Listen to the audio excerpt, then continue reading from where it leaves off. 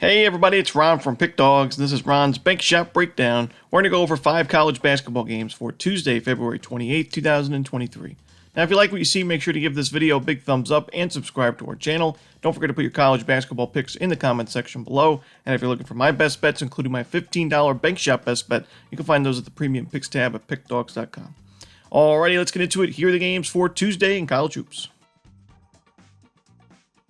First up, we go to the SEC as Arkansas takes on Tennessee. This one's going to be a 9 o'clock Eastern start time on ESPN2. And Tennessee had a nice bounce-back win over South Carolina, 85-45, the final score.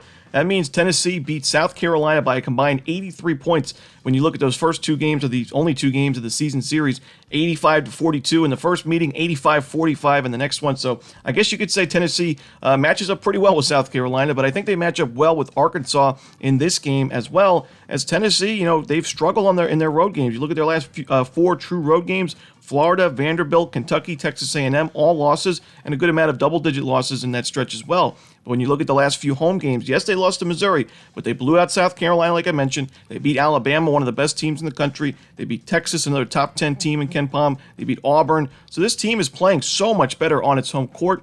And I think here against an Arkansas team that's been so away from home this year, I think Tennessee matches up well with them fundamentally. I think shot quality-wise, Tennessee is the better team as well. And on their home court, I'm going to continue to take the Vols here. So give me Tennessee. I'm going to lay the points. Next up, we go to the Big Ten as Michigan State takes on Nebraska. This one's going to be a 9 o'clock Eastern start time on the Big Ten Network. Michigan State coming off one of the toughest losses in program history, really, as they were up 13 points on the road as a 5.5, 6-point underdog against Iowa in its last game. They were up by 13 with a minute 31. They blew the lead. They go to overtime. They lose the game by 6. So if you had the 5.5 points with Iowa, you covered the number. If you pushed, you pushed, but still, 112-106 loss for Michigan State. Just a crushing game for the Spartans. And, it just goes to show you, I've mentioned a few times that I do believe Michigan State's defense is quite overrated. And I think we saw that in that game against Iowa where they just could not get a stop late in the game. And, you look at the numbers adjusted defensive efficiency-wise. Yes, those numbers have fallen, but they're still quite high. They're still ranked 33rd in the nation. I just don't see it. This is not a team that forces a lot of turnovers. Shot quality-wise, not a very good defense. And I think they're going to struggle on this spot on the road where they haven't played too well. They've lost 2 of their last 3 games in their true road games, and they're coming off a crushing loss. You got Nebraska on the other side, who's won 5 of its last 6 games. They play so well on their home court. They've won 4 straight games. They've won 4 straight home games against teams that are solid. Penn State, Wisconsin, Maryland. Minnesota's not great, but still a conference win at home by double digits. So Nebraska's playing really good basketball. I don't trust this Michigan State defense, especially on the road, especially in its second straight road game, and especially after that really tough loss. Give me Nebraska here. I'm going to take the points. Next up, we go to the MAC as Ball State takes on Akron. This one's 7 o'clock Eastern on ESPN+. Now, Akron played Ball State back at the beginning of conference play on January 6th. It was a 7-point win for Ball State, 70-63. It was a road game for Akron. We know they don't play too well on the road. At least they play a lot better at home. And it was also a game where the best player, arguably, for Akron, Xavier Castaneda, was out for that one. He did not play in that game, and now he's back healthy. He's their best three-point shooter for sure, 40.2% three-point shooter, over 200 attempts from three-point range as well. So a volume shooter that can hit at a great rate, 40.2%. And Ball State, a team defensively that does not defend the perimeter very well, and overall their defense is ranked outside the top 200 in adjusted defensive efficiency. So I don't trust Ball State here on the road. We look at their last few games. They've kind of had a weird stretch of games. We saw them lose to Western Michigan, one of the weakest teams in the conference, by 10 points in that game.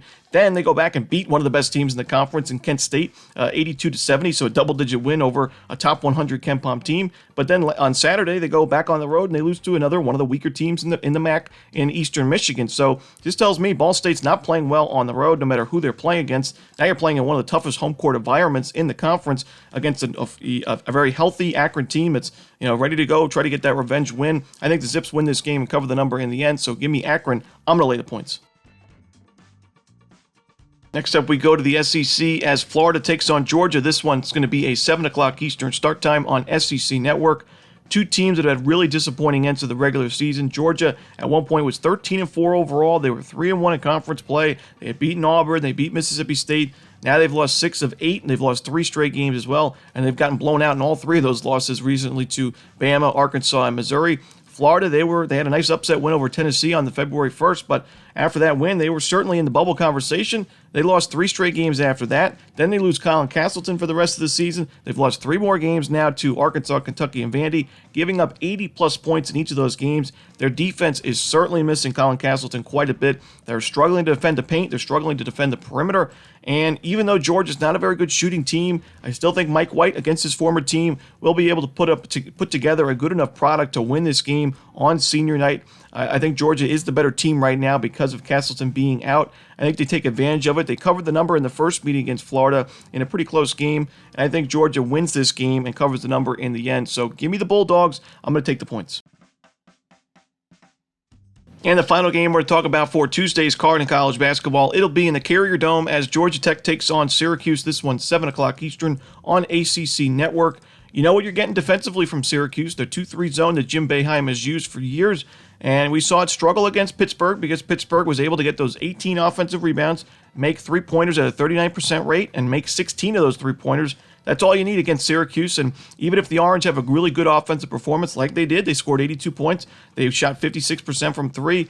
If you're giving up those 16 threes and giving up those 18 offensive rebounds, you're just not going to win most games, especially on the road. But luckily for Syracuse, you're back at the Carrier Dome where you play your best basketball. You're playing a Georgia Tech team that's not very good offensive rebounding-wise. They're not very good three-point shooting-wise. They're ranked 254th in the nation three-point shooting. And overall, sure, they're getting good shot selections, and shot quality data looks pretty good for Georgia Tech overall this season. This is just not a very good shooting team. No player on this team is shooting better than 37% from the perimeter, so I think that benefits Syracuse in a game like this. We saw Georgia Tech lose to Syracuse at home by 17 points in the first meeting. I also think Georgia Tech's defense is overrated, and I think Syracuse is going to be able to exploit that pretty often in this game. I think Syracuse scores 80-plus points. I think Georgia Tech's held under 70. I think that's enough for a Syracuse win and a cover. So give me the Orange. I'm going to lay the points to end the night. And that's it. Those are the games for Tuesday in college basketball. Hope you enjoyed this video. If you did, don't forget to hit that like button and subscribe. And don't forget to put your college basketball picks in the comment section below. Again, if you're looking for my best bets, you can find those at Pick Dawgz Premium. As always, this is Ron Romanelli. Good luck.